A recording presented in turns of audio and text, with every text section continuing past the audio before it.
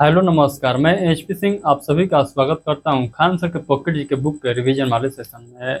साथियों, आप लोग को मैं बता दूं कि अब से जो है हम लोग एक नया चैप्टर स्टार्ट करने जा रहे हैं, यानी पॉकेट जी के बुक का साइंस वाला पार्ट हम लोग स्टार्ट करने जा रहे हैं आज से। साइंस में भी हम लोग जो स्टार्ट करने जा रहे हैं, सबसे पहले उसका नाम है बायोलॉजी, यानी जीव विज्ञान को हम लोग स्टार्ट करने जा रहे हैं। आप लोग कहिएगा ऐसा क्यों? क्योंकि बुक में तो लिखा है पहले फिजिक्स, उसके बाद केमिस्ट्री, तब बायोलॉजी लिखा गया है। तो ये बिल्कुल इसी प्रकार से लिखा गया है, बट हम लोग एग्जाम को देखते हुए जो है यहाँ पर तैयारी करेंगे। आप सभी लोग जानते हैं कि कोई भी गवर्नमेंट एग्जाम का तैयारी करिए, वहां पर सबसे ज्यादा कहीं से क्वेश्चन पूछा जाता है तो वो है बायोलॉजी, यानी जीव विज्ञान से पूछा जाता है। तो सबसे पहले हम लोग जीव विज्ञान पढ़ेंगे, उसके बाद हम लोग क्या पढ़ेंगे, केमिस्ट्री पढ़ेंगे, और अंत में हम लोग फिजिक्स पढ़ेंगे। तो जिस प्रकार से क्वेश्चन का वेटेज रहता है उसी प्रकार से हम लोग यहाँ पर तैयारी भी करेंगे। तो चलिए आज से जो है साइंस वाला पार्ट स्टार्ट करते हैं। आप लोग का भारी डिमांड था कि सर जल्द से जल्द जो है साइंस वाला पार्ट कवर करा दीजिए, क्योंकि रेलवे का एग्जाम जो है बहुत नजदीक आ रहा है। आप लोग का भारी डिमांड चल रहा था, आप लोग बोल रहे थे कि सर हम लोग का जो है एग्जाम बहुत नजदीक आ चुका है, जल्द से जल्द साइंस वाला पार्ट कवर करा दीजिए। काफी लोग के जो है डिमांड पर साइंस वाला पार्ट को स्टार्ट कर दिया गया है, जिसके तहत सबसे पहले हम लोग पढ़ेंगे बायोलॉजी। तो चलिए सबसे पहले हम लोग स्टार्ट करते हैं और समझते हैं कि बायोलॉजी में हम लोग को क्या क्या पढ़ना है, यानी अभी हम लोग आज के सेशन में क्या क्या पढ़ने का प्रयास करेंगे और उसके बाद जो है हम लोग को क्या पढ़ना है। तो चलिए इस सेशन को स्टार्ट करते हैं। सेशन को स्टार्ट करने से पहले थोड़ा सा मैं आप लोग को जानकारी दे दूं। जो लोग न्यू स्टूडेंट है, जो लोग इस सेशन को फर्स्ट टाइम देख रहे हैं, मैं आप लोग को बता दूं, ये जो है खान सर के पॉकेट जी के बुक का सेकंड एडिशन है। जो मैं अभी पढ़ाऊंगा वो फर्स्ट एडिशन का पीडीएफ आप लोग को दिखाई देगा, तो ये मत कंफ्यूज होइएगा कि सेकंड एडिशन में तो इस प्रकार से लिखा गया है और आपके बुक में क्यों इस प्रकार से लिखा गया है, क्योंकि मेरे पास फर्स्ट एडिशन का बुक है। सेकंड एडिशन से बढ़िया जो है फर्स्ट एडिशन ही है। ऐसा मैं क्यों बोल रहा हूँ, क्योंकि फर्स्ट एडिशन को और शॉर्ट करके सेकंड एडिशन बनाया गया है। इसमें थोड़ा बहुत अपडेट भी किया गया है पुराने बुक में, जहाँ पर अपडेट करने की जरूरत है मैं वहाँ पर बता दूंगा कि क्या आप लोग को अपडेट कर लेना है। तो सबसे पहले समझिएगा, जो लोग न्यू स्टूडेंट है, मैं आप लोग को बता दूं ये बुक इतना ज़्यादा महत्वपूर्ण है। यदि इस बुक को आप लोग केवल रिवीजन कर जाते हैं तो जीएस के लिए आप लोगों को कहीं और से कोई बुक पढ़ने की जरूरत ही नहीं पड़ेगा। इस बुक को पढ़ लीजिए, और आपके एग्जाम में करंट अफेयर से क्वेश्चन पूछा जाता है तो करंट अफेयर पढ़ लीजिए। उसके अलावा आप लोगों को कोई दूसरा बुक पढ़ने की जरूरत ही नहीं है। चलिए हम लोग ज़्यादा नहीं बतियाएंगे, हम लोग इस सेशन को स्टार्ट करते हैं और पूरा बेहतरीन तरीके से समझते हैं कि हम लोग जो है आज के इस सेशन में क्या क्या पढ़ेंगे। तो सबसे पहले देखिएगा, यहाँ पर हम लोग को जो स्टार्ट करना है, हम लोग सबसे पहले जो देखेंगे यहाँ पर, सबसे पहले हम लोग क्या देखेंगे, जैव विकास के प्रमुख सिद्धांत देखेंगे। उसके बाद हम लोग जीवधारियों का वर्गीकरण देखेंगे, और उसके बाद देखिएगा, उसके बाद हम लोग क्या पढ़ेंगे, तो कोशिका विज्ञान यानी सेल के बारे में हम लोग पढ़ेंगे। उसके बाद पोषण के बारे में पढ़ेंगे, पोषण पदार्थ के बारे में पढ़ेंगे। तो आज के सेशन में इतना जो है हम लोग कवर करने का प्रयास करेंगे। इतना तो नहीं हो पाएगा, क्योंकि आज के सेशन में हम लोग को क्या देखना है, आज के सेशन में जैविक विकास के प्रमुख सिद्धांत देखना है, जो कि ये अपने आप में बड़ चैप्टर है। तो हम लोग प्रयास करेंगे कि जितना ज़्यादा हो सके उतना ज़्यादा जो है रिवीजन करने का। तो चलिए देखते हैं कि कहाँ तक रिवीजन कर पाते हैं। ये आपके उपस्थिति के अनुसार जो तय होगा कि आप लोग कहाँ तक रिवीजन करना चाहते हैं। चलिए हम लोग इस सेशन को स्टार्ट करते हैं बिना किसी देरी के। आप सभी लोग जानते हैं कि हम लोग जो पढ़ते हैं पीसी के माध्यम से पढ़ते हैं, तो आप लोग क्या करिए, फुल स्क्रीन में करिए इस वीडियो को, और जो जो मैं पॉइंट बतला रहा हूँ बेहतरीन तरीके से रिवीजन करते चलिएगा। इस वीडियो का प्लेलिस्ट अपने मोबाइल में सेव कर लीजिएगा, ताकि ताकि आप लोग लाइव सेशन में ना जुड़ पाएंगे तो आप लोग ये प्लेलिस्ट के माध्यम से जरूर वीडियो को देख लीजिएगा। तो चलिए सभी लोग फुल स्क्रीन में करिए, और जो मैं बतला रहा हूँ उसको बेहतरीन तरीके से समझिए, और मैं मिलता हूँ फिर से आप लोग को इस वीडियो के एंड में। चलिए हम लोग इस सेशन को स्टार्ट करते हैं। अभी जो है हम लोग पढ़ने जा रहे हैं जैव विकास के प्रमुख सिद्धांत के बारे में। तो चलिए इस सेशन को स्टार्ट करते हैं। सेशन को स्टार्ट करने से पहले एक बार जो है इस सेशन को सभी लोग शेयर जरूर कर देंगे अपने दोस्त के पास, जिनको भी साइंस वाला पार्ट यानी पॉकेट जी के बुक में जो साइंस वाला पार्ट है उसको रिवीजन करना होगा वो कर लेंगे। एक बार शेयर जो है इस वीडियो का लिंक जरूर कर दीजिएगा। चलिए हम लोग इस सेशन को स्टार्ट करते हैं। तो थोड़ा सा जूम कर लेता हूँ ताकि आप लोग को स्पष्ट तरीके से दिखाई देगा। तो थोड़ा सा आप लोग जो है टाइम दीजिए, मैं यहाँ पर पूरा सेट कर लेता हूँ, तब जो है हम लोग बिना कोई डिस्टर्ब के लाइन बाय लाइन यहाँ पर क्वेश्चन रिवीजन करते चलेंगे। तो चलिए देखिएगा, यहाँ पर पहला जो लिखा गया है, लैमार्क वाद या उपार्जित लक्षणों की वंशानुगति का सिद्धांत। तो चलिए हम लोग देखते हैं। यहाँ पर सबसे पहला पॉइंट देखिएगा, लिखा गया है सन 1809 में फ्रांसीसी वैज्ञानिक डी लेमार्क ने उसकी पुस्तक फिलोसफिक जूलॉजिक में इस सिद्धांत को प्रतिपादित किया। इसके अनुसार वातावरण आवश्यकता एवं उपयोग के आधार पर प्राणियों की संरचना में परिवर्तन हो सकते हैं, तथा धीरे धीरे ये परिवर्तन एक पीढ़ी से दूसरे पीढ़ी में वंशानुगत हो जाते हैं तथा नई जाति का विकास होता है। तो ये सारा पॉइंट आप लोग ध्यान रखिएगा। अगला पॉइंट यहाँ पर देखिएगा लिखा गया है, जिराफ की गर्दन का लंबा और लंबे अग्रपाद होना ऊंचे पेड़ों की पत्तियों पर निर्भर रहने का कारण संभव हुआ है।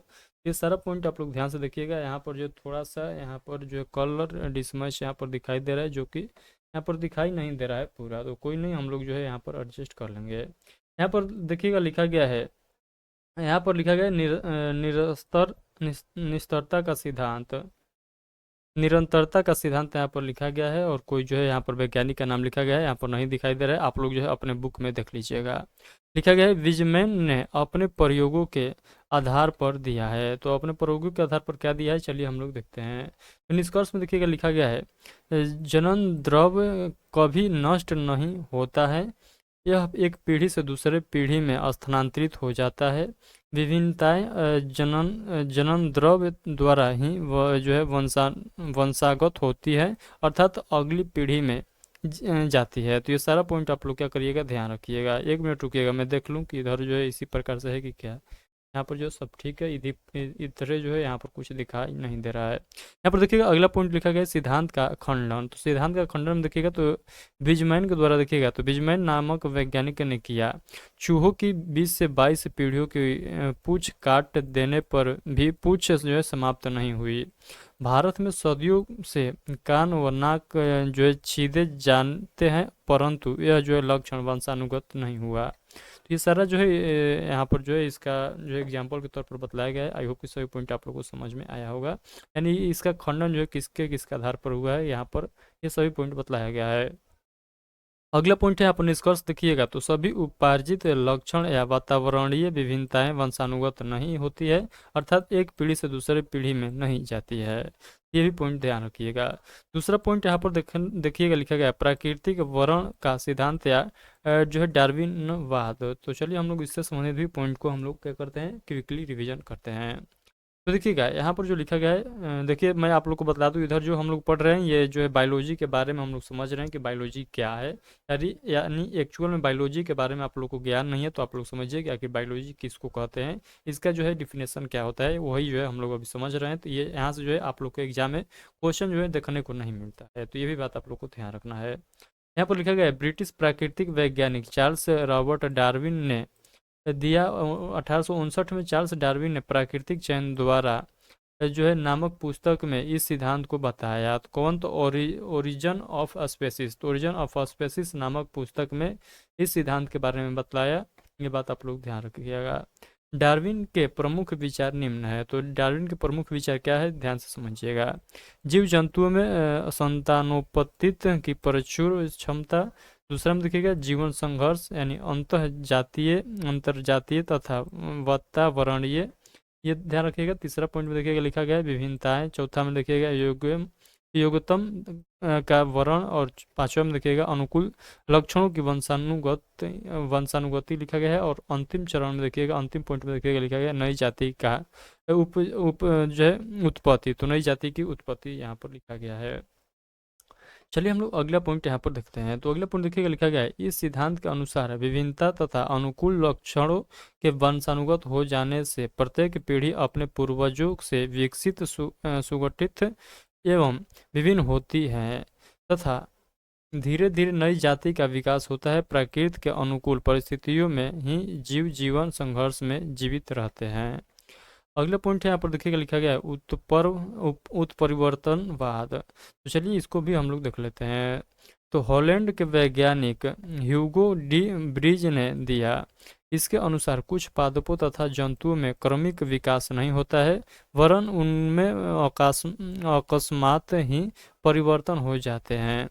जिनकी संरचना में आए ये परिवर्तन एक पीढ़ी से दूसरे पीढ़ी में चले जाते हैं एवं अचानक नई जाति का उद्भव होता है। ये सभी पॉइंट आप लोग ध्यान रखिएगा। अगले यहाँ पर देखिएगा लिखा गया है संश्लेषणवाद या नवडार्विनवाद से संबंधित हम लोग पॉइंट देखते हैं। यहाँ पर अगला पॉइंट लिखा गया, देखिएगा लिखा गया है, यह विकास का आधुनिक सिद्धांत है। इसके अनुसार विकास की घटनाएं उत्परिवर्तन तथा वंशानुगत पुनः संयोजन द्वारा होती है। वातावरण के प्रभाव से उत्पन्न गुण आनुवंशिक नहीं होते तथा ये उसी जीव के साथ ही नष्ट हो जाते हैं। केवल जो है आनुवांशिकी ये केवल आनुवांशिकी के द्वारा विकसित गुण ही एक पीढ़ी से दूसरी पीढ़ी में जाते हैं। तो ये भी पॉइंट आप लोग क्या करिएगा, ध्यान रखिएगा। चलिए अगला पॉइंट देखिएगा, विकिरणों के कारण जीवों में जिन्स में उत्परिवर्तन होता है जिससे नए गुणों का विकास होता है। इतना पॉइंट आप लोग ध्यान रखिएगा। चलिए हम लोग आगे के पॉइंट को देख लेते हैं। तो यहाँ पर देखिएगा लिखा गया है, जैव विकास एवं जैव विकास के प्रमाण। जैव विकास धीमी गति से होने वाला क्रमिक परिवर्तन है। तो जैव विकास क्या है, तो धीमी गति से होने वाला क्रमिक परिवर्तन है। तो चलिए हम लोग देखते हैं आगे के पॉइंट।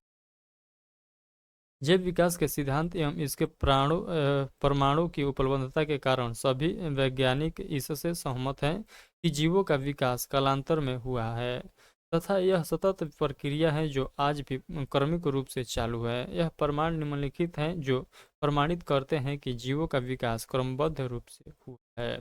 चलिए हम लोग पहला देख लेते हैं। तो पहला यहाँ पर देखिएगा, वर्गीकरण से जैव विकास के प्रमाण क्या मिला है। तो समान संरचना एवं आकार वाले जीवों को एक वर्ग में रखा गया है, जैसे मछली एपिसीज वर्ग में रखा गया है, मेढक को एम्फीबिया वर्ग में रखा गया है।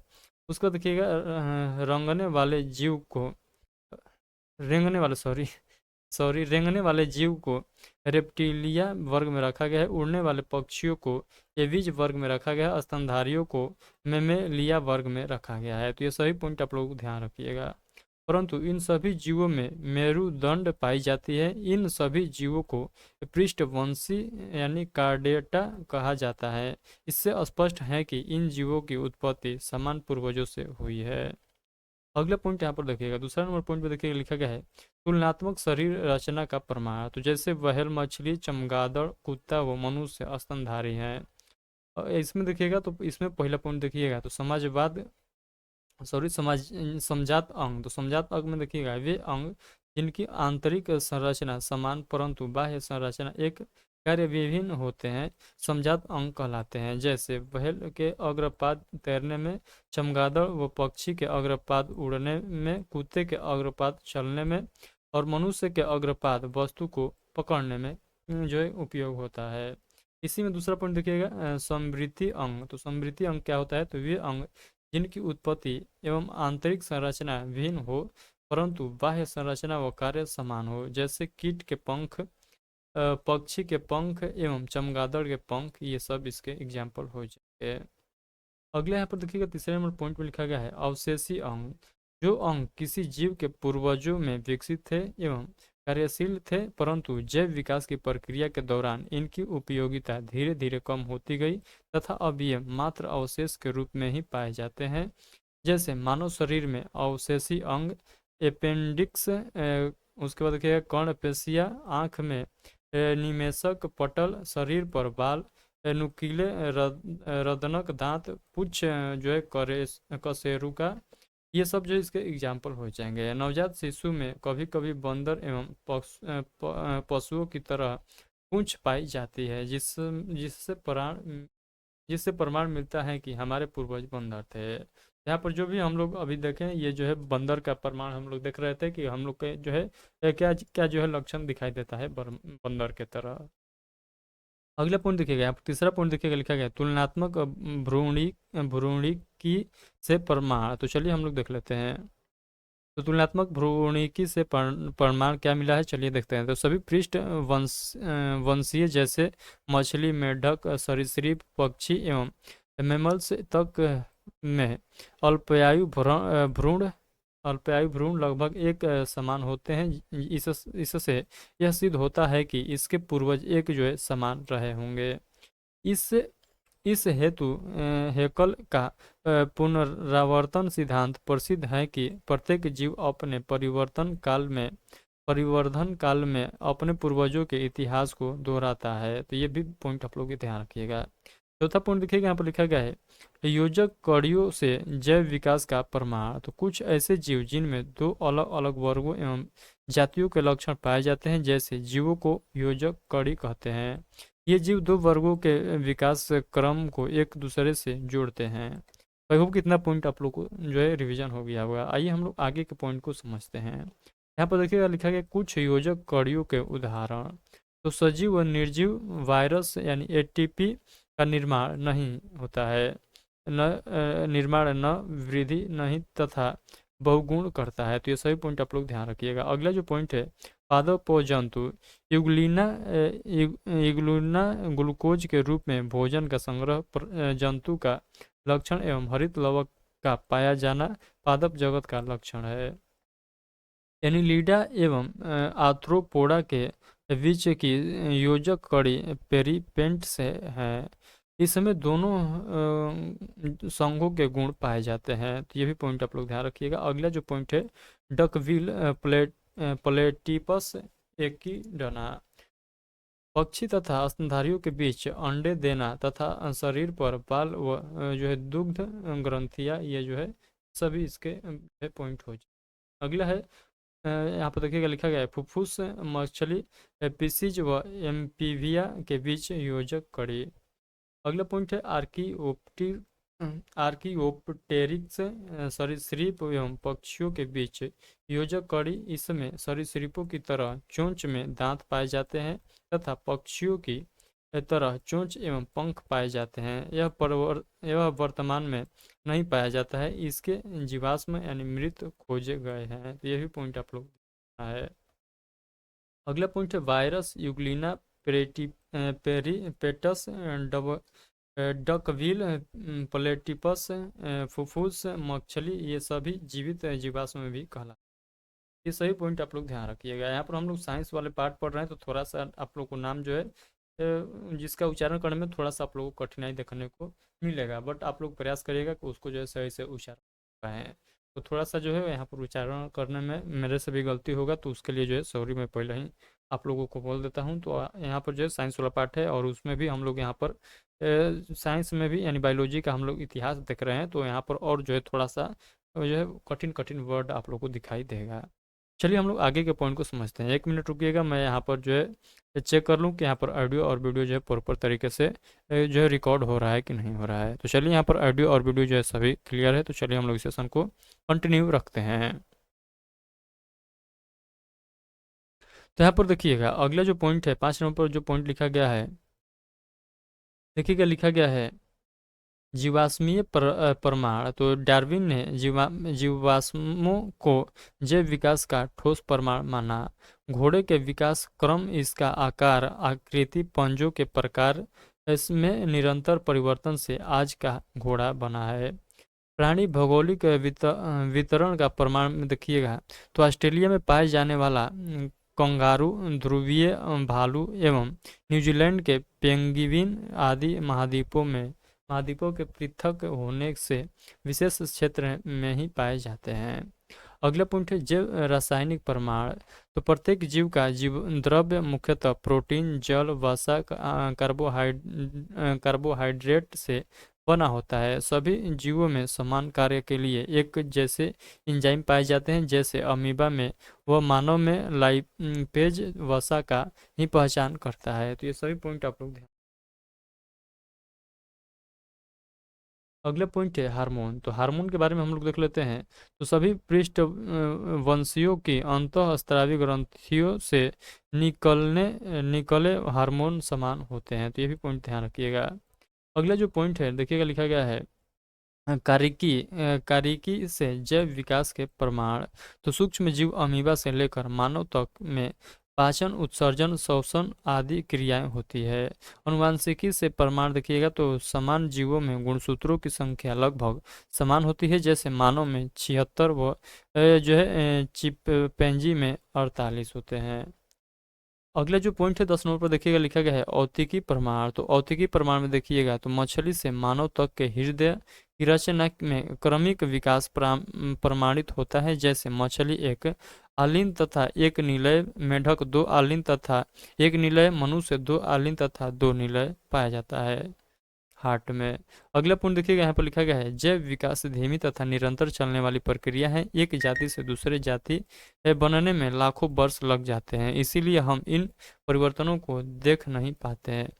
विकास का यह क्रम आज वर्तमान में भी जारी है एवं भविष्य में भी जारी रहेगा। तो ये सही पॉइंट आप लोग जो है ध्यान से समझिएगा। चलिए हम लोग आगे के पॉइंट को और जो है बेहतरीन तरीके से समझने का प्रयास करते हैं। तो सजीवों का यहाँ पर लक्षण हम लोग देख लेते हैं। तो सभी सजीवों में विशिष्ट जैविक क्रियाएं पाई जाती है, जिस आधार पर निर्जीवों को सजीवों से अलग कर सकते हैं। आकृति एवं माप देखिएगा तो प्रत्येक जीव की एक विशिष्ट आकृति एवं माप होती है। गति देखिएगा तो सभी जीवों में पाई जाती है। पेड़ पौधे में जैसे छुई मुई के पादप को स्पर्श करने पर पाई जाने वाली गति। प्रचलन देखिएगा तो जंतु जगत में विशेष तौर पर पाई जाती है। प्रचलन के लिए विशेष अंग पाए जाते हैं। कुटुपाद अमीबा में पक्षमाभिका पैरामीशियम है। तो ये भी पॉइंट आप लोग ध्यान रखिएगा। उसके बाद यहाँ पर अगले लिखा गया है कसाभ। कसाभ पद मानव व अन्य जो है मैमल्स में है। तो ये भी पॉइंट आप लोग ध्यान रखिएगा। चलिए अगला पॉइंट देखिएगा, यहाँ पर लिखा गया है कोशिकीय संरचना। तो प्रत्येक जीव का निर्माण एक या अनेक छोटी छोटी जो है संरचनात्मक एवं क्रियात्मक इकाइयों के द्वारा होता है। उपापचय देखिएगा तो प्रत्येक जीव की कोशिका में होने वाली रासायनिक क्रियाओं को उपापचय कहते हैं। यह उपचय एवं अपचय से मिलकर बना है। अगला पॉइंट देखिएगा, उपचय के बारे में देख लेते हैं। तो जीव द्रव्य का निर्माण होता है जिससे शरीर की वृद्धि एवं विकास होता है। इसमें एटीपी की आवश्यकता होती है। उपचय में देखिएगा तो विघटनकारी क्रियाओं से जैव पदार्थों का नाश होता है, इसमें एटीपी का निर्माण होता है। कोशिका में माइटोकॉन्ड्रिया में एटीपी ऊर्जा का निर्माण होता है।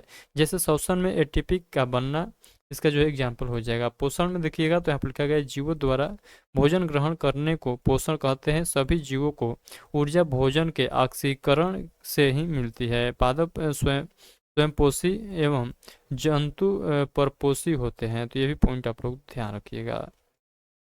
आइए हम लोग आगे के पॉइंट को और बेहतरीन तरीके से समझने का प्रयास करते हैं। तो वृद्धि एवं विकास के बारे में बात कर लेते हैं। तो सभी जीव वृद्धि एवं विकास करते हैं। श्वसन के बारे में देख लेते हैं। तो श्वसन के द्वारा ली गई ऑक्सीजन से भोजन का ऑक्सीकरण होता है तथा CO2 प्लस जल प्लस ऊर्जा एटीपी में का निर्माण होता है। यह क्रिया सभी जीवों में जीवन प्रयत्न पाई जाती है। ये सभी पॉइंट आप लोग ध्यान रखिएगा। यहाँ पर जो है इसका जो है समीकरण यानी सूत्र भी लिखा गया है, तो इसको आप लोग जरूर याद रखिएगा। ये दोनों सूत्र को आप लोग को क्या करना है, याद रखना है, जो कि बहुत ही महत्वपूर्ण है। चलिए हम लोग आगे पॉइंट को समझते हैं। यह क्रिया माइटोकॉन्ड्रिया में संपन्न होती है। उत्सर्जन उपापचयी क्रियाओं में ऊर्जा के साथ कुछ जो है विषैले एवं हानिकारक पदार्थ भी उत्पन्न होते हैं, जैसे यूरिया, यूरिक अम्ल, अमोनिया यानी CO2 इत्यादि जो है यानी ETC। इन पदार्थों के शरीर से बाहर निकालने की प्रक्रिया को उत्सर्जन कहते हैं। तो सही पॉइंट ध्यान रखिएगा। अगला जो पॉइंट आता है जो है उद्दीपन के प्रति अनुक्रिया। तो उत्पन्न की प्रति जो है अनुक्रिया देख लेते हैं। कांटा लगने पर पैर को अचानक हटना, ठंड से शरीर का कांपना आदि बाह्य जो है उद्दीपनों के उदाहरण है। भूख लगना, प्यास लगना आदि जो है आंतरिक उद्दीपन है। तो ये सभी पॉइंट आप लोग ध्यान रखना है। अगला जो पॉइंट है जनन। तो जनन के बारे में देख लेते हैं। तो प्रत्येक जीव जनन द्वारा अपने जैव जीवों की उत्पत्ति करते हैं। प्रत्येक जीवन जंतु द्वारा अपनी जाति की निरंतरता व अस्तित्व को बनाए रखता है। तो ये सभी पॉइंट आप लोग ध्यान रखिएगा। तो आई होप कि जो यहाँ पर बायोलॉजी से जो हिस्ट्री वाला पार्ट था ये जो है समाप्त होता है। अब आगे जो है हम लोग को और जो है इसके बारे में समझना है, यानी वर्गीकरण के बारे में समझेंगे। तो चलिए हम लोग दूसरे नंबर का चैप्टर यहाँ पर क्या करते हैं, स्टार्ट करते हैं। तो दूसरा पॉइंट में देखिएगा हम लोग को जो पढ़ना है जीवधारियों का वर्गीकरण से संबंधित पॉइंट हम लोग देखेंगे। तो चलिए इसको भी हम लोग जो है बहुत जल्द जो है समाप्त करने का प्रयास करेंगे। और जो हम लोग को जो पढ़ना है वो हम लोग को यहाँ से स्टार्ट करना है। यानी जो बायोलॉजी का जो मेन पार्ट होता है वो कोशिका विज्ञान से होता है, यानी सेल हम लोग को जो स्टार्ट करना है वो जो है बायोलॉजी का फर्स्ट चैप्टर हो जाता है। तो चलिए हम लोग पहले जो इस बीच का यानी 2 नंबर का चैप्टर है इसको क्विकली निपटाते हैं, क्योंकि यहाँ से भी क्वेश्चन देखा जाता है आप लोग को एग्जाम में। चलिए मैं थोड़ा सा जूम कर लेता हूँ तब आप लोग को बतलाऊँगा।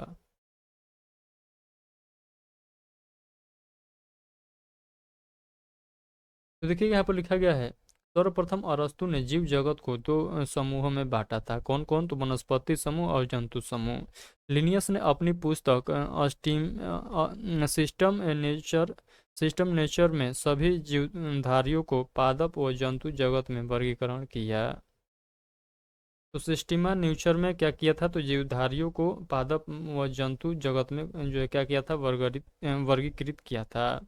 लिनियस को आधुनिक वर्गीकरण प्रणाली का पिता कहा जाता है, क्योंकि उनके द्वारा की गई वर्गीकरण प्रणाली के आधार पर ही आधुनिक वर्गीकरण प्रणाली की नींव पड़ी है। तो यही पॉइंट ध्यान रखिएगा। जीवधारियों का 5 जगत वर्गीकरण जो है पंचगत अवधारणा के बारे में हम लोग देख लेते हैं। तो चलिए सबसे पहले इसके बारे में हम लोग देख लेते हैं। 1969 ईस्वी में परंपरागत द्विजगत वर्गीकरण प्रणाली का स्थान व्हिटकर द्वारा प्रस्तुत 5 जगत प्रणालियों ने लिया। व्हिटकर ने सभी जीवों को निम्नलिखित 5 जगत में वर्गीकृत किया। तो चलिए देख लेते हैं वो कौन से 5 जगत है। तो मोनेरा जगत देखिएगा, तो इस जगत में प्रोकैरियोटिक एक कोशिकीय जीव अर्थात जीवाणु, साइनोबैक्टीरिया और आर्कीबैक्टीरिया शामिल हैं। इस जगत में तंतुमय जीवाणु पाए जाते हैं। अगला जो जगत है यह है प्रोटिस्टा जगत। तो इस जगत में एक कोशिकीय यूकैरियोटिक जो है जीव शामिल है। पादप एवं जंतु के बीच स्थित यूग्लिना इसी जगत में शामिल है, जैसे अमीबा, पैरामीशियम, प्लाज्मोडियम। ये सभी पॉइंट आप लोग ध्यान रखिएगा। अगला जो जगत है ये कवक जगत है, 3 नंबर पर देखिएगा तो कवक जगत है। तो कवक जगत में देखिएगा तो इस जगत में वे जो है परपोषित तथा यूकैरियोटिक जीवधारियों पाए जाते हैं। इनमें पोषण अवशोषण द्वारा होता है। इसमें परजीवी तथा मृत पदार्थों पर भोजन के लिए निर्भर जीव शामिल है। इसकी कोशिका भित्ति जो है काइटिन की बनी होती है, जैसे देख सकते हैं एल्बुगो, एग्रेकिस, ये सब जो है इसका उदाहरण हो जाएगा। अगला जो पॉइंट है पादप जगत। तो अगला जो जगत है ये पादप जगत है। इस जगत में शैवाल व बहुकोशिकीय हरे पौधे शामिल है। प्रकाश संश्लेषण उत्पादक जीव सम्मिलित हैं। शैवाल मांस पुष्पीय तथा अपुष्पीय बीजीय पौधों इसी जगत के अंग होते हैं।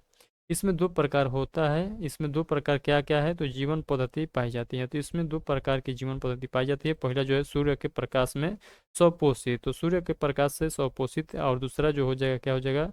तो दूसरा जो हो जाएगा प्रकाश के अभाव में इतर पोषित। तो चलिए हम लोग देख लेते हैं प्रोटोजोआ साधारणतया इसी जगत में पाए जाते हैं। तो प्रोटोजोआ भी इसी जगत में पाया जाता है। अगला जो जगत है जंतु जगत। तो इसमें सभी बहुकोशिकीय जंतुसमभोजी यूकैरियोटिक उपभोक्ता जीव सम्मिलित किए जाते हैं। इसमें मोटोजोआ भी कहते हैं, इससे जो है मोटोजोआ भी कहते हैं। हाइड्रा, जेलीफिश, कृमि, सितारा, मछली, सरीसृप, उभयचर पक्षी तथा स्तनधारी जीव इसी जगत के अंग होते हैं। ये पॉइंट आप लोग जरूर याद रखिएगा, यानी जंतु जगत का ये सभी पॉइंट हो जाएगा। जाति यानी स्पेसिस के बारे में हम लोग देख लेते हैं। तो जाति देखिएगा वर्गीकरण की सबसे छोटी तथा आधारभूत इकाई है। तो ये भी पॉइंट आप लोग ध्यान रखिएगा। जाति जो है ये वर्गीकरण की सबसे छोटी जो है आधारभूत इकाई मानी जाती है। चलिए हम लोग आगे के पॉइंट को देखते हैं। तो देखिएगा लिखा गया है जीवों के नामकरण की द्विनाम पद्धति जीवों के नामकरण की पद्धति है। 1753 ईस्वी में प्रसिद्ध वैज्ञानिक कैरोलय लिनियस ने इसका प्रतिपादन किया। इसके अनुसार दिए गए नाम के 2 अंग होते हैं, जो क्रमशः दिया गया है। प्रथम भाग जीव के वंश और द्वितीय जाति को घोतक हैं, जैसे एलियम सेपा यानी प्याज। यहाँ पर देखिए लिखा गया है जहाँ एलियम वंश को और सेपा जाति को सूचित करता है। अंतर्राष्ट्रीय जंतु विज्ञान कांग्रेस वाशिंगटन कांग्रेस वाशिंगटन में द्विनामकरण पद्धति अंग्रेजी एवं फ्रेंच भाषा में प्रकाशित की गई थी। लिनियम शब्द का संक्षिप्त रूप लीन है। इसका अर्थ यह है कि सर्वप्रथम लिनियस ने मानव जाति को होमो सेपियंस नाम से पुकारा था। तो ये पॉइंट आप लोग ध्यान रखिएगा। यहाँ पर देख सकते हैं कुछ जीवधारियों के वैज्ञानिक नाम लिखा गया है, जिसको आप लोग को याद रखना है। जैसे मनुष्य को वैज्ञानिक नाम, मनुष्य का वैज्ञानिक नाम क्या हो जाएगा, तो होमो सेपियंस हो जाएगा। तो इसी प्रकार से आप लोग को सभी का नाम जो है रट कर याद रखना है, क्योंकि इसको आप लोग जब तक जो है याद नहीं करिएगा रट कर, तब तक ये याद होने वाला नहीं है। इसका आप लोग ट्रिक बना सकते हैं, यानी इसका जो फर्स्ट वर्ड है, या आप लोग अपने से कुछ भी यहाँ पर ट्रिक बना सकते हैं, बट आप लोग को याद रखना होगा। इन सभी को जो यहाँ पर आप लोग को दिखाई दे रहा है, सभी को एक बार याद रखिएगा। चलिए हम लोग तीसरे नंबर का टॉपिक जो है स्टार्ट करते हैं। तीसरे नंबर का जो टॉपिक है कौन सा है, तो कोशिका विज्ञान। तो सेल के बारे में हम लोग जो है यहाँ पर स्टार्ट करने जा रहे हैं। तो सेल साइंस के बारे में हम लोग जो है देखेंगे। तो चलिए यहाँ से स्टार्ट करते हैं। तो यहाँ पर जो है आप लोग को सभी पॉइंट याद करना होगा, जो कि आप लोग को एग्जाम में बार बार पूछा जाता है। तो इसीलिए जो है ये चैप्टर आप लोग के लिए बहुत ज़्यादा महत्वपूर्ण हो जाएगा। कोशिका जीवों की संरचनात्मक एवं कार्यात्मक इकाई होती है, ये पॉइंट याद रखिएगा। यानी कोशिका जो होता है, जो सेल होता है, ये जो है जीवों की संरचनात्मक एवं कार्यात्मक इकाई होती है। कोशिका अर्धपरागम या झिल्ली से घिरा रहती है तथा इसमें स्वतः जनन की क्षमता होती है। कोशिका के अध्ययन को जो है साइटोलॉजी कहा जाता है। तो कोशिका के अध्ययन को साइटोलॉजी कहा जाता है। कोशिका की सर्वप्रथम खोज 1665 ईस्वी में कार्क में रॉबर्ट हुक ने की थी। सजीवों में कोशिका की खोज 1674 में एंटोनी वॉन ल्यूमेन हॉक ने की थी। तो ये भी पॉइंट आप लोग ध्यान रखिएगा। थोड़ा सा और मैं जूम करने का यहाँ पर प्रयास करता हूँ। आई होप कि सभी जो है पॉइंट आप लोग को दिखाई देगा। नहीं दिखाई दे रहा है, उसी पर काम चलाना पड़ेगा। अगला जो पॉइंट है यहाँ पर देखिएगा। अगला जो पॉइंट है, सर्वप्रथम संयुक्त सूक्ष्मदर्शी का आविष्कार 1665 ईस्वी में रॉबर्ट हुक ने किया था। इलेक्ट्रॉन सूक्ष्मदर्शी का आविष्कार 1932 ईस्वी में नॉल व रस्का ने किया था। रॉबर्ट ब्राउन 1831 ईस्वी ने में इसने यानी रॉबर्ट ब्राउन ने कोशिका में केंद्रक व केंद्रिका का पता लगाया था। तो ये पॉइंट भी आप लोग को ध्यान रखना है। न्यूक्लियस का पता किसके द्वारा लगाया गया था, तो रॉबर्ट ब्राउन के द्वारा। कोशिका सिद्धांत जो है स्लाइडेन व सवान ने प्रस्तुत किया था। आप लोगों से डायरेक्ट क्वेश्चन पूछा जाता है कि बताइए सेल थ्योरी जो है यानी कोशिका जो सिद्धांत है किसके द्वारा दिया गया था, तो आप लोग बताइएगा। 1838 से 1839 ईस्वी में स्लाइडेन एवं सवान ने दिया था, यानी प्रस्तुत किया था। सर्वप्रथम कोशिका विभाजन सिद्धांत रुडोल्फ विर्चो ने 1855 में दिया था। तो ये भी पॉइंट आप लोगों को याद रखना है। सर्वप्रथम कहेगा कोशिका विभाजन का सिद्धांत किसने दिया था, तो आप लोग याद रखिएगा आर विर्चो ने 1855 ईस्वी में दिया था। रुडोल्फ विर्चो यानी 1855 ने में एक मत कोशिका की उत्पत्ति के लिए दिया गया था इनको। तो ये भी पॉइंट आप लोगों को याद रखना है। अर्थात नई कोशिकाएं पूर्व निर्मित कोशिकाओं से ही बनती है, इसी के लिए इनको दिया गया था। अगला जो पॉइंट है, सजीव की सबसे बड़ी कोशिका शुतुरमुर्ग का अंडा होता है, जिसकी साइज लगभग 170 गुणे 155 होती है। सजीव की सबसे छोटी कोशिका माइक्रोप्लाज्मा जीवाणु व पीपीएलो में होती है, जिसका आकार लगभग 0.1 माइक्रोमीटर होता है। तो ये पॉइंट आप लोग को याद रखना है। आप लोग उससे पूछेगा सबसे बड़ा कोशिका क्या क्या हो जाएगा, तो आप लोग कहेगा शुतुरमुर्ग का अंडा हो जाएगा। अगला जो पॉइंट है यहाँ पर लिखा गया, मनुष्य के शरीर की सबसे लंबी कोशिका तंत्रिका लगभग 1 मीटर लंबी होती है। मनुष्य के शरीर की सबसे लंबी कोशिका जो है अंडाणु होती है। मनुष्य के शरीर की सबसे छोटी कोशिका शुक्राणु होती है। एक कोशिकीय जीव अमीबा, पैरामीशियम, यूग्लिना, बैक्टीरिया या जीवाणु तथा क्लेमिडोमोनास आदि है। फ्लेमिंग ने 1880 से 82 में क्रोमेटिन की खोज तथा कोशिका का समसूत्री विभाजन का सिद्धांत दिया था। ये भी पॉइंट आप लोग को ध्यान रखना है। वाटसन व क्रिक ने 1953 ईस्वी में डीएनए का डबल जो है हेलिक्स संरचना का मॉडल प्रस्तुत किया था। तो ये भी बहुत महत्वपूर्ण है, जरूर याद रखिएगा। अस्ट्राबर्गन ने 1884 में पैतृक लक्षणों को एक पीढ़ी से दूसरे पीढ़ी तक ले जाने में केंद्रित की भूमिका के बारे में बताया था। वाल्डेयर ने 1888 ईस्वी में गुण सूत्र का नामकरण किया था। केमिलो गॉल्जी ने 1898 ईस्वी में गॉल्जिकाई की खोज की थी।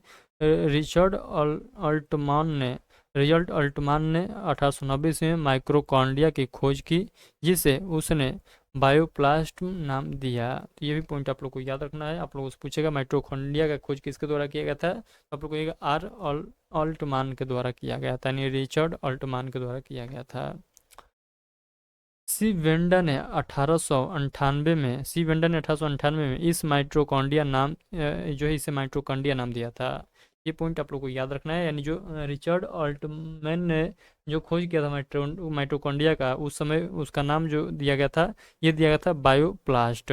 माइटोकॉन्ड्रिया नाम किसने दिया था, तो आप लोग याद रखिएगा सी वेंडा ने 1898 ईस्वी में माइटोकॉन्ड्रिया नाम रखा। वायरस कोशिका सिद्धांत का उपवाद है, ये पॉइंट याद रखिएगा। लाइसोसोम की खोज 1958 डी डबे ने की थी, तो ये भी पॉइंट आप लोग याद रखिएगा।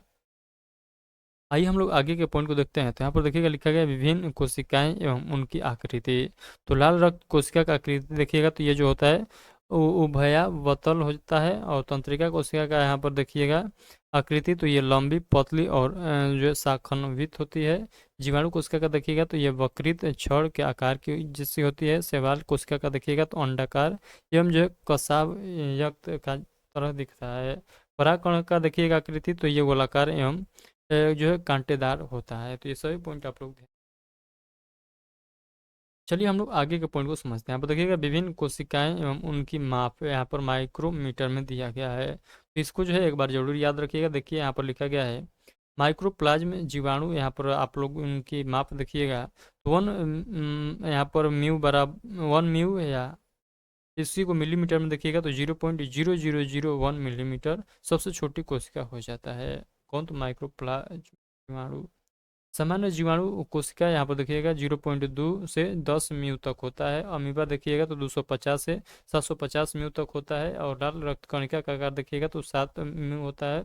जिराफ की तंत्रिका कोशिका की अधिकतम ऊंचाई देखिएगा तो 2 मीटर होता है। पादप कोशिका देखिएगा तो 10 से 100 म्यू होता है। शुतुरमुर्ग का अंडा देखिएगा तो सबसे बड़ा यानी 15 सेंटीमीटर गुणे 13 सेंटीमीटर देखिएगा तो 1.4 किलोग्राम होता है इसका वजन। तो ये सभी पॉइंट आप लोग ध्यान रखिएगा।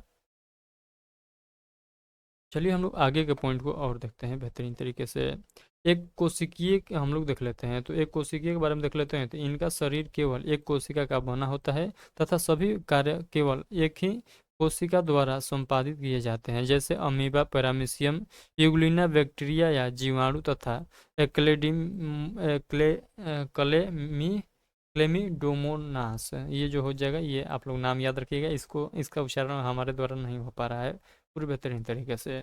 अगला पॉइंट देखिएगा बहुकोशिकीय के बारे में। तो इनका शरीर कई कोशिकाओं से बना होता है तथा सभी कार्य कोशिकाओं के समूह के द्वारा संपादित किए जाते हैं, जैसे केंचुआ, मेढक, मछली, पक्षी आदि जो है मनुष्य आदि आप लोग याद रखिएगा नीति से।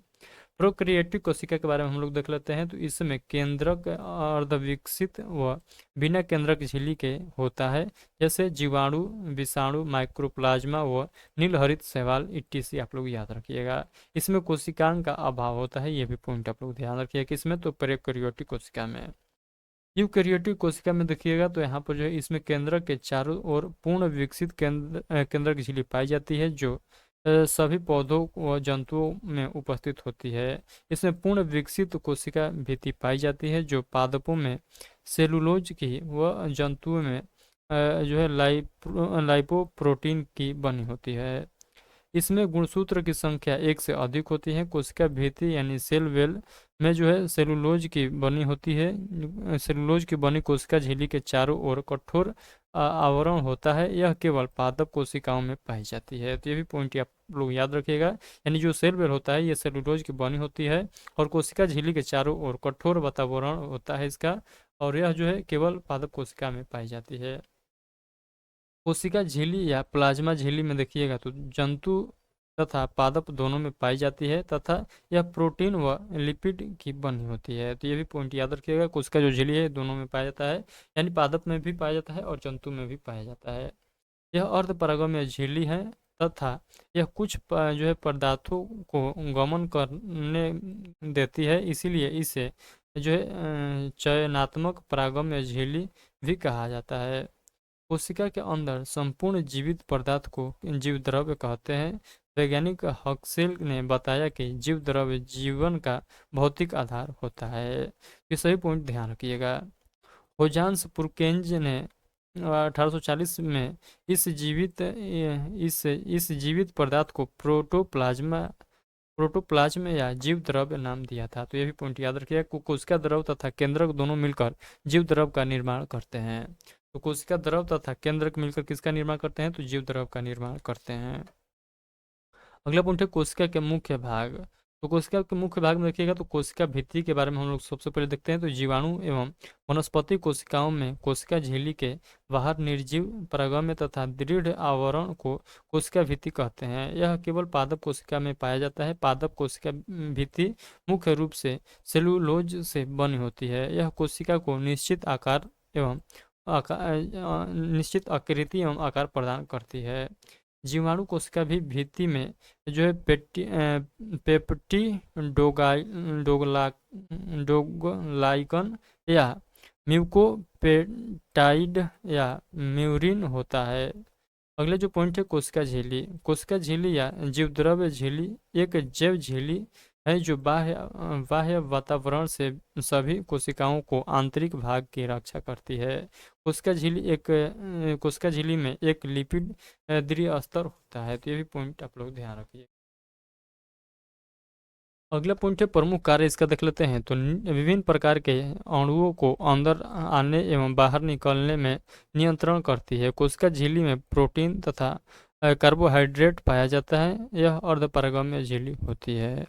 तो सही पॉइंट आप लोग ध्यान रखिएगा। कौन अर्धपरागम्य झिल्ली होती है? तो कोशिका झिल्ली। कोशिका झिल्ली का उन्नत प्राकृतिक 1972 में सिंगर व निकोलसन ने प्रतिपादित किया था, जिसे तरल किमीर प्रकृति के रूप में व्यापक रूप से स्वीकार कर लिया गया। इसके अनुसार लिपिड के आधार अर्ध तरलीय प्रकृति के कारण फास्फोलिपिड द्विस्तर के भीतर प्रोटीन पाशिवक गति करता है। तो ये भी पॉइंट आप लोग ध्यान रखिएगा। चलिए हम लोग आगे के पॉइंट को और बेहतरीन तरीके से समझने का प्रयास करते हैं। यहाँ पर देखिएगा लिखा गया है तरल काय। तो तरक काय में हम लोग देख लेते हैं। सेंट्रोसोम में हम लोग देख लेते हैं। तो यहाँ पर देखिएगा लिखा गया है इसकी खोज वेंडेन व नामकरण टी बोवेरी ने किया था। तो इसका खोज जो है बेंटेन ने किया था और नामकरण वेबोरी ने किया था। तरककाय केवल जंतु कोशिकाओं में पाया जाता है, पादप कोशिकाओं में नहीं। तरकाय कोशिका विभाजन में सहायक या कोशिका विभाजन के समय तरकु तंतु का निर्माण करता है। अंतःद्रवी जालिका। तो अंतःद्रवी जालिका में हम लोग देख लेते हैं इंटोप्लाज्मिक रेटिकुलम को हम लोग देख लेते हैं। तो इसका खोज है पोर्टर ने किया था। इसे कोशिका का कंकाल तंत्र भी कहते हैं। किसको? तो अंतःद्रवी जालिका को। यह केवल यूकेरियोटिक कोशिकाओं में पाया जाता है। जिन अंतःद्रवी जालिका की बाहरी सतह पर राइबोसोम पाए जाते हैं उन्हें खुरदरी या रुक्ष अंतःद्रवी जालिका कहते हैं। जिन अंतःद्रवी जालिका की बाहरी सतह पर राइबोसोम्स का अभाव होता है उन्हें चिकनी अंतःद्रवी जालिका यानी SER कहते हैं। गोल्जी काय। तो गोल्जी काय बॉडी के बारे में हम लोग देख लेते हैं। तो इससे कोशिका यातायात प्रबंधक भी कहते हैं। तो ये भी पॉइंट याद रखिएगा। यानी ट्रैफिक पुलिस को इसको कहा जाता है। तो आप लोग कहिएगा गोल्जी काय बॉडी को कहा जाता है, गोल्जी बॉडी को कहा जाता है। इसका मुख्य कार्य लाइसोसोम का निर्माण, लिपिड का निर्माण, वसा व लिपिड का संचय, कोशिकीय पदार्थों का स्त्रावण, शुक्राणुओं में एक क्रोमोसोम का निर्माण करना होता है। अगला पॉइंट है, इसकी खोज कैमिलो गोल्जी ने की थी तथा इसे सभी कोशिकांगों की माँ भी कहा जाता है। तो ये भी पॉइंट आप लोग याद रखिएगा। यह आरबीसी जीवाणु नील हरित शैवाल व माइक्रोप्लाज्मा नहीं पाया जाता है। तो इसमें जो है क्या नहीं है, तो यह जो है आरबीसी जीवाणु नील हरित शैवाल व माइक्रोप्लाज्मा में नहीं पाया जाता है। ये पॉइंट आप लोग ध्यान रखिएगा। पादप कोशिकाओं में गोल्जिकाए को जो है डिक्टियोसोम भी कहा जाता है। यह लाइसोसोम व पराकिसोम के निर्माण में सहायक होता है। गोल्जी को लिपिड व गोल्जी को प्रोटीन निर्माण का प्रमुख स्थल होता है। लाइसोसोम, तो लाइसोसोम के बारे में हम लोग देख लेते हैं। तो इसकी खोज डवे ने की थी। इसका मुख्य कार्य बाह्य कोशिका पदार्थों का पाचन, अंतः कोशिका पाचन, स्वनष्टीकरण व जो है कोशिका विभाजन इसका मेन कार्य होता है। इससे कोशिका की आत्मघाती थैली व कोशिका का पाचन केंद्र भी कहा जाता है। तो आत्महत्या का थैली किसको कहा जाता है, तो लाइसोसोम को कहा जाता है। माइट्रोकांडिया को देखिएगा, तो इसकी खोज अल्टमान ने व नामकरण जो है वेंडा ने किया था। तो माइट्रोकांडिया का नामकरण जो है किसके द्वारा किया गया था, तो सी वेंटा के द्वारा किया गया था। इसमें ऊर्जा का निर्माण व संचय एटीपी के रूप में होता है। इसको श्वसन का केंद्र कहते हैं तथा यह प्रोटीन संश्लेषण में सहायक होती है। इसे कोशिका का शक्ति गृह यानी पावर हाउस ऑफ सेल कहा जाता है। तो पावर हाउस ऑफ सेल जो है किसको कहा जाता है, तो माइटोकॉन्ड्रिया को कहा जाता है। आप लोग बताइएगा कि जो है आत्महत्या का थैली किसको कहा जाता है, तो आप लोग कहिएगा लाइसोसोम को कहा जाता है। लवक, प्लास्टिड के बारे में हम लोग देख लेते हैं। तो खोज हेकल ने ये केवल पादप कोशिकाओं में पाए जाते हैं तथा अधिकतर लवक में वर्णक होते हैं। लवक के बारे में देखिएगा, तो पादप कोशिकाओं के कोशिका द्रव में पाए जाते हैं। ये पाए जाने वाले गोल या अंडाकार संरचना लवण होते हैं। इसके तीन भेद होते हैं, किसके, तो लवक का। तो पहला क्या होता है, तो हरित लवक, दूसरा अवर्णी लवक, तीसरा जो है वर्णी लवक।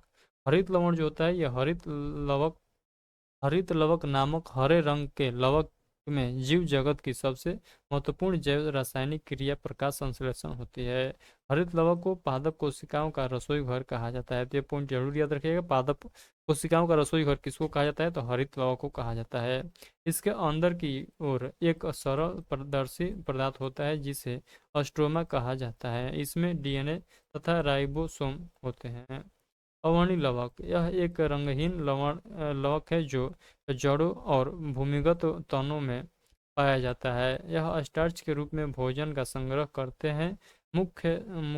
मुख्यतया तीन प्रकार के ये होते हैं, यानी अवर्णी लवक जो तीन प्रकार के होता है। कौन कौन सा, तो माइक एमाइलोप्लास्ट और जो है एलोयूरोप्लास्ट और एलियोप्लास्ट। ये सभी पॉइंट आप लोग याद रखिएगा। अगला जो यहाँ पर लवक है, ये वर्णी लवक है। ये पौधों के रंगीन भागों, पुष्पों की पंखुड़ियों तथा फलों की भित्तियों में पाए जाते हैं। ये पीले, लाल, नारंगी रंग के लवक होते हैं। तो आप लोगों से यहाँ से क्वेश्चन किस प्रकार से पूछा जाता है, सिंपल आप लोग समझिएगा। आप लोग से पूछेगा कि पेड़ के जो है पेड़ के पौधे का जो पत्तियां होती है उसका हरा रंग किसके कारण होता है, तो आप लोग कहिएगा हरित लवक के कारण होता है। आप लोगों से पूछेगा कि जो पेड़ है उसका जड़ देखिएगा, तो वो जो है थोड़ा सा भूरा रंग पर दिखाई देता है, वो उसमें क्या पाया जाता है, तो आप लोग कहिएगा अवर्णी लवक पाया जाता है, इसलिए वो जो है भूरा टाइप पर दिखाई देता है। आप लोग से पूछेगा कि फल का रंग जो है किससे डिसाइड होता है, तो आप लोग कहिएगा वर्णी लवक से होता है। यानी जो है रंगीन पेड़ पर देखे होंगे, कोई आम देखिएगा तो पीयर दिखाई देगा, फूल देखिएगा तो पीयर दिखाई देगा, लाल दिखाई देगा, तो ये जो है वर्णी लवक के कारण दिखाई। ये पॉइंट आप लोग ध्यान रखिएगा। आइए हम लोग आगे के पॉइंट को और समझते हैं। यहाँ पर देखिएगा नीचे में अभी हम लोग को बहुत ज़्यादा पढ़ना है, थोड़ा सा 1 मिनट होल्ड करिएगा। मैं थोड़ा सा यहाँ पर जो है देख लूँ हम लोग को कहाँ तक अभी पढ़ना है।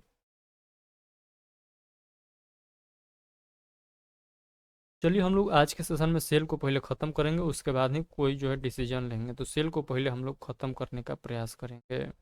एक बार मैं फिर से जांच लूँगा यहाँ पर, क्योंकि जो है ऑडियो वीडियो पता चलेगा कि प्रॉपर तरीके से रिकॉर्ड नहीं हो पाया था, तो हम लोग को जो है यहाँ पर पढ़ने से कोई फ़ायदा नहीं होगा।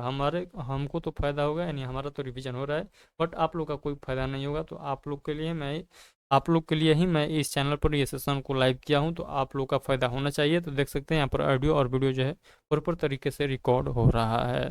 चलिए हम लोग आगे के सेशन को कंटिन्यू करते हैं। यहाँ पर 45 मिनट का क्लास जो है ऑलरेडी हो चुका है, तो चलिए हम लोग देखते हैं कब तक जो है ये सेशन कंप्लीट हो जाता है। उदाहरण के लिए देखिएगा तो टमाटर में लाइकोपेन, चुकंदर में विटामिन तथा गाजर में कैरोटीन आदि लवण जो है लवण के कारण इसका रंग निर्धारित होता है। तो ये भी पॉइंट आप लोग ध्यान रखिएगा। अगला पॉइंट है वनस्पति को पराबैंगनी किरणों के दुष्प्रभाव से बचाने वाला लवण है। अगला पॉइंट है फाइकोसाइनिन। फाइकोसाइनिन यानी जीवाणु नील हरित शैवाल व कवक में लवक नहीं पाए जाते हैं। पत्तियों का हरा रंग क्लोरोफिल या पर्णहरित के कारण होता है। तो ये भी पॉइंट आप लोग को ध्यान रखना है।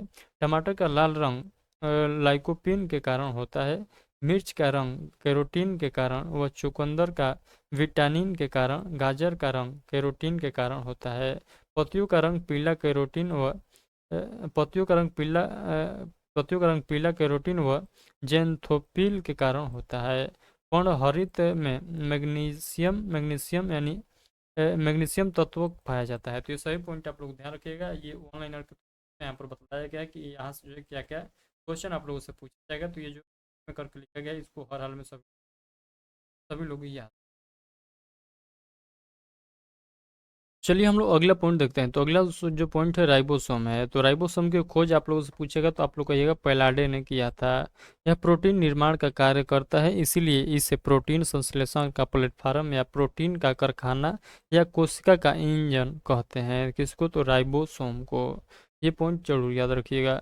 यह आरएनए तथा प्रोटीन के बने होते हैं, जिसमें आरएनए का लगभग जो है 80% भाग होता है। यह सबसे छोटा कोशिकांग होता है जिसका निर्माण केंद्रिका यानी न्यूक्लियस के द्वारा होता है। यहाँ पर देख सकते हैं राइबोसोम दो प्रकार के होते हैं। एक जो होता है 70S होता है और दूसरा जो है 80S होता है।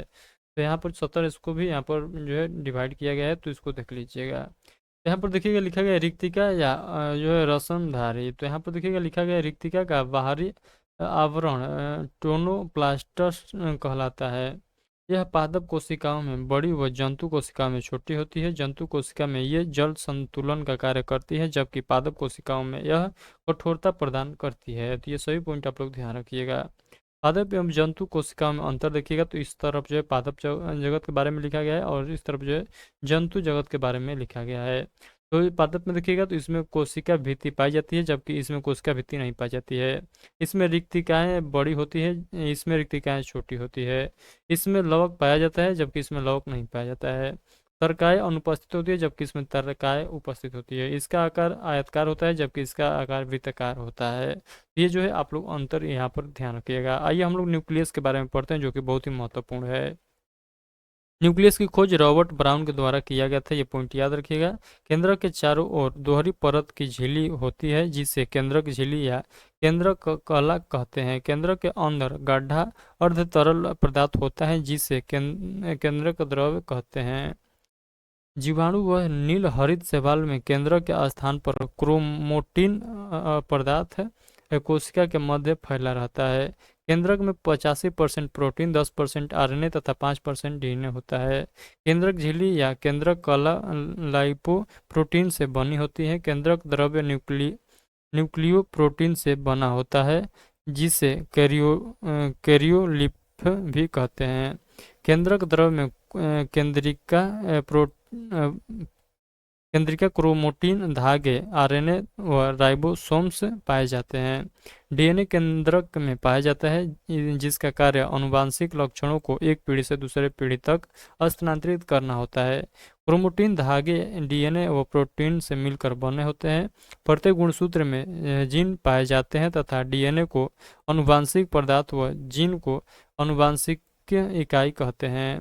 डीएनए के क्रियात्मक खंड को जीन कहते हैं। तो डीएनए के क्रियात्मक खंड को क्या कहते हैं? जीन कहते हैं। केंद्रक कोशिका के अंदर का भी जो है सभी उपचायी तथा रासायनिक क्रियाओं का नियंत्रण करता है, इसीलिए इसे कोशिका का निदेशक व नियंत्रक भी कहा जाता है। ये सभी पॉइंट आप लोग ध्यान रखिएगा। आइए हम लोग आगे के पॉइंट को यहाँ पर क्विकली रिवीजन करते हैं। तो कोशिका का सबसे छोटा कोशिकांग पूछेगा तो राइबोसोम हो जाएगा। जंतु कोशिका का सबसे बड़ा कोशिकांग पूछेगा तो केंद्रक हो जाएगा। पादप कोशिका का सबसे बड़ा कोशिकांग पूछेगा तो लवक हो जाएगा।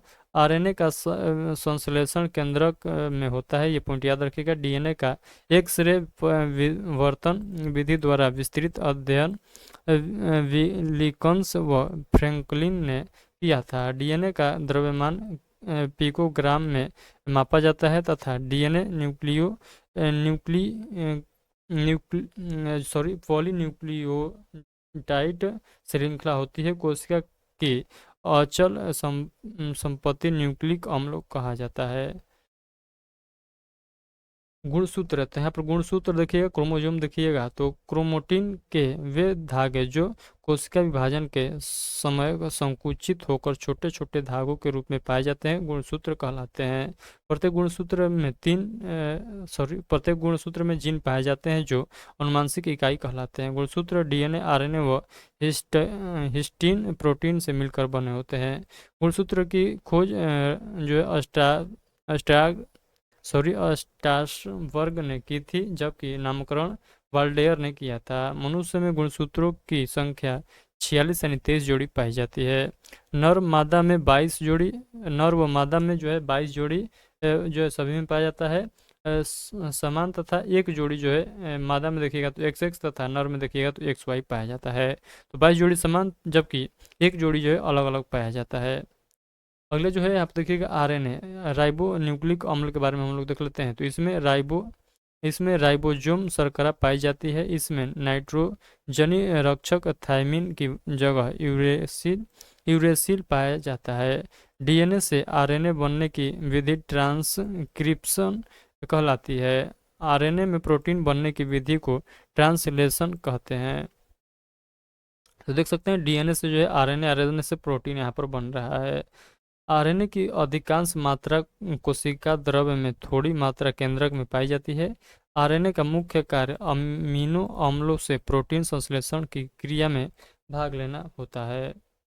यहाँ पर देख सकते हैं डीएनए के बारे में लिखा गया है, यहाँ पर आरएनए के बारे में लिखा गया है। यह मुख्यतः केंद्रक में मिलती है तथा कुछ मात्रा माइटोकॉन्ड्रिया तथा हरित लवक में भी मिलता है। यह मुख्यतः कोशिका द्रव्य में मिलती है तथा कुछ मात्रा केंद्रक द्रव्य में पाई जाती है। डीएनए में डीऑक्सी राइबोसोम शर्करा पाई जाती है, जबकि आरएनए में राइबोस शर्करा पाई जाती है। डीएनए में एडीन, थायमिन जो है गुआनिन, साइटोसिन नामक 4 नाइट्रोजनी क्षार पाए जाते हैं। यहाँ पर देखिएगा आरएनए में एडिनिन, यूगानिन, साइटोसिन, यूरेसिन नामक 4 नाइट्रोजन क्षार पाए जाते हैं, यहाँ पर देख सकते हैं। डीएनए मुख्यतः आनुवंशिक पदार्थ है। अंततः सभी सजीव कोशिकाओं की सूचनाओं को जो है डीएनए अणुओं में जो है समाहित करता है, जबकि आरएनए का मुख्य कार्य प्रोटीन संश्लेषण से संबंधित है। केवल कुछ पादप एवं जंतुओं वायरसों में ही ये आनुवंशिक पदार्थ के रूप में पाया जाता है। इसमें क्षारकों की मात्रा आवश्यक रूप से समान होती है, जबकि आरएनए में क्षारकों की मात्रा समान होती है।